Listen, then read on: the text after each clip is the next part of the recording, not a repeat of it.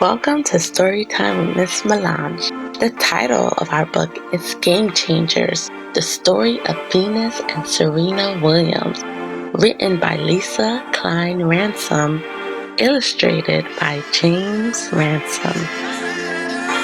Venus and Serena Williams, V and Mika, two peas in a pod, best friends. Everybody who saw them knew they were as close as two sisters could be. They grew up in the shadows of each other. First, Venus was born in June of 1980. Little sister Serena came right behind her in September of 1981. Whatever Venus did, Serena followed. So when their father took Venus to the tennis court to begin lessons, Serena begged to go along. 6 days a week, they rose before the sun, sleepy-eyed. The girls rolled out of the bed they shared, climbed into their dad's rundown VW bus, and squeezed between the three older sisters, rackets, and a shopping cart filled with tennis balls and brooms. Between the early morning dark and the first light of the day, the girls stretched and warmed up.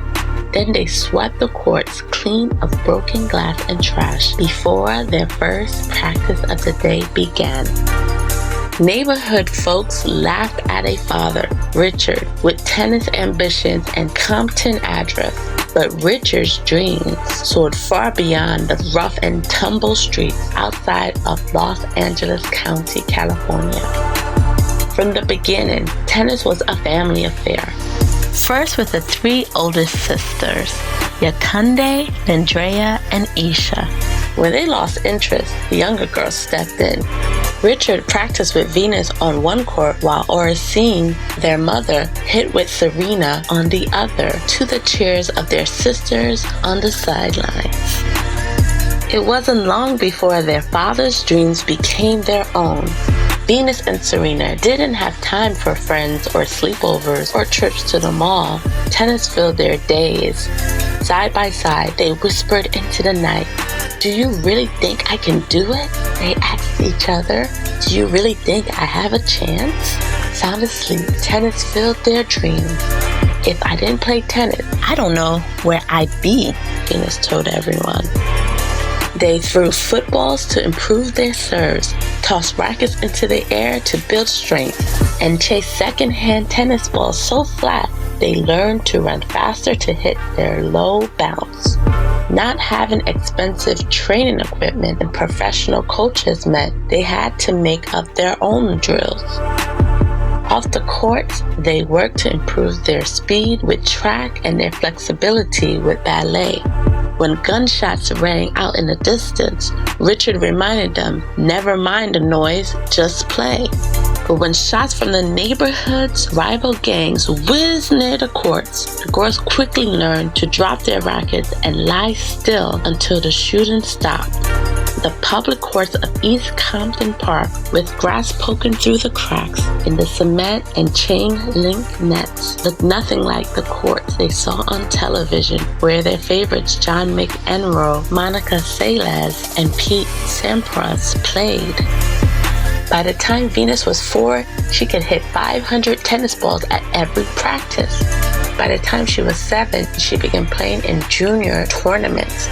Playing on Compton's public courts kept the girls hidden from much of the tennis circuit. But when Venus won every single one of her 63 junior tournaments by age 10, with Serena not far behind, word of the Williams sisters spread. Whatever you become in your head first, their mother preached daily. With their talent grew confidence. At 12, Venus announced she would win Wimbledon. In 1994, at 14 years old, Venus played her first professional match at the Bank of the West Classic in California. Tennis critics took notice after the young newcomer's combination shots and her return to serve helped her soar past higher-ranking players to advance to the second round. Overnight, Venus went from an unclassified ranking to number 313 in the world. Your time will come, Venus comforted Serena, sad to not be sharing the spotlight with her sister. When the press surrounded Richard, asking if Venus would be the next #1 player, Richard smiled. Have you seen my other daughter Serena play? 1 year later, it was Serena's turn. Within 3 short years, both girls ranked in the top 50.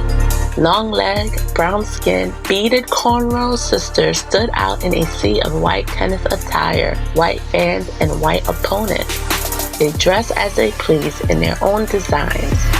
During matches, they hit so hard, sometimes the rubber bands in their hair broke, scattering beads across the court. Tennis had never seen anything quite like them.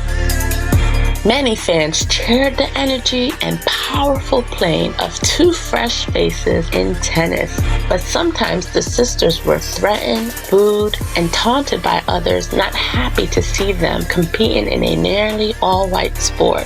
They had heard those words years earlier when their father brought in busloads of neighborhood kids to surround the practice courts as they played. Do your best, he told the kids, and paid each and every one to hurl the worst words his daughters might hear during their matches. Now, whenever those same words tumbled from the stands, they fell as flat as second-hand tennis balls. Words and gunshots, hatred and doubt couldn't slow the rise of the two sisters who called themselves the greatest story in tennis. They loved the same bands, laughed at the same jokes, wore the same clothes. Only on the court were they different. Their Serena was as strong as Venus was fast. Venus was as gracious as Serena was aggressive. Venus' long legs could carry her across court in a couple of strides. At 130 miles per hour, her serve broke a world record. Serena chased down every ball, drilling them back to her opponents with high-powered ground strokes.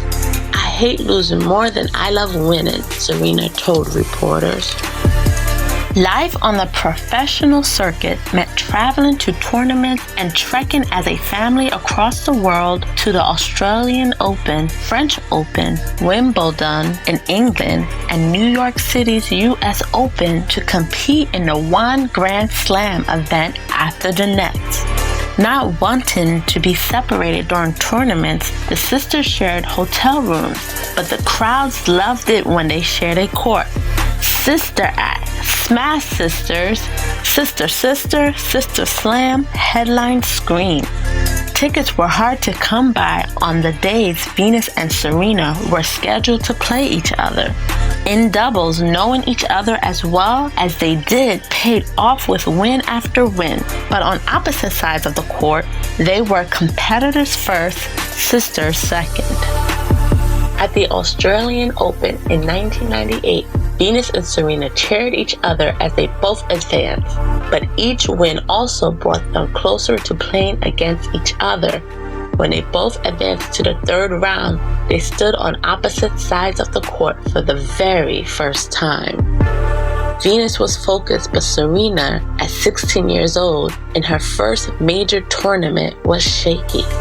The match started slowly, each cautiously watching the game unfold against the opponent who knew her the best.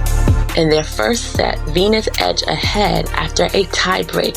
Serena looked to the player's box where her family sat, quiet for the first time. In the next set, Venus took control. Heads turned from left to right, right to left for a Venus victory, 7-6 and 6-1. Serena was as sad for her loss as she was happy for Venus' win.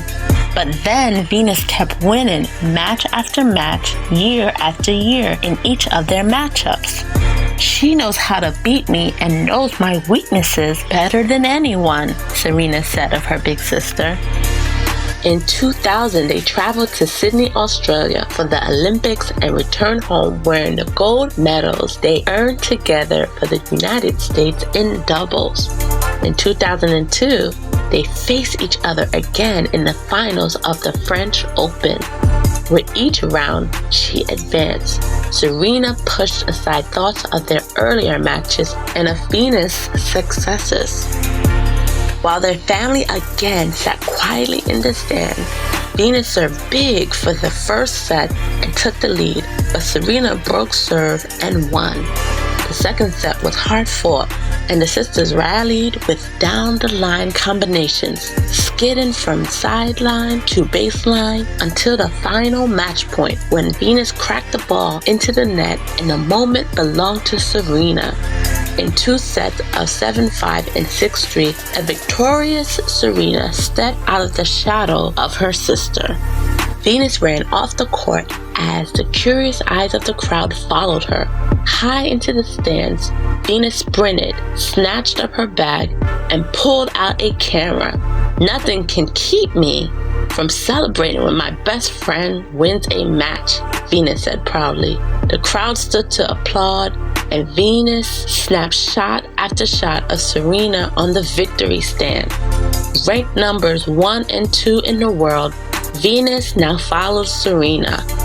Mika and V, 2 peas in a pod, best friends and sisters, celebrated being numbers 1 and 2 in life and in tennis. And that is the end of Game Changers. Did you know that Venus was the first Black woman to win Wimbledon since the legendary Althea Gibson in 1957? Serena was the first to win the US Open since Althea in 1958. My question to you is, what is one thing that you can take away from this story? Feel free to share your comments in the section below. Make sure to hit thumbs up and subscribe so you can be notified of new stories. Thanks for watching. Bye.